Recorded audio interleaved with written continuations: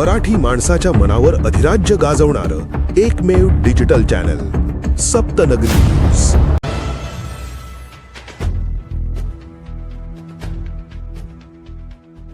जालन्याच्या आष्टीत विविध मागण्यांसाठी नागरिकांचा 2 तास रास्ता रोको, वाहतूक विस्कळीत। ग्रामपंचायतीचं नगरपालिकेत रूपांतर करण्याची मागणी।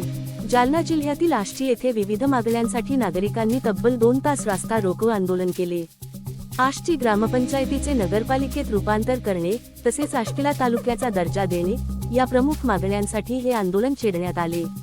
आष्टी येथील मोंढाटी पॉइंटवर ग्रामस्थ मोठ्या संख्येने एकत्र येत आंदोलनात सहभागी झाले। या आंदोलनामुळे महामार्गावरील वाहतूक पूर्णपणे विस्कळीत झाली असून वाहनांच्या लांबच लांब रांगा लागल्याचे चित्र पाहायला मिळाले। ग्रामस्थांच्या वतीने या मागण्या जिल्ह्याच्या पालकमंत्री पंकजा मुंडे यांच्याकडे मांडण्यात येणार असून त्यांच्या माध्यमातून त्या राज्याच्या मुख्यमंत्र्यांपर्यंत पोहोचवल्या जातील अशी माहिती आंदोलनकर्त्यांनी दिली। दरम्यान प्रशासनाला मागण्यांचे निवेदन देण्यात आल्यानंतर आंदोलन मागे घेण्यात आले। मात्र मागण्या लवकरात लवकर पूर्ण न झाल्यास तीव्र आंदोलन छेडण्याचा इशाराही ग्रामस्थांनी दिला आहे।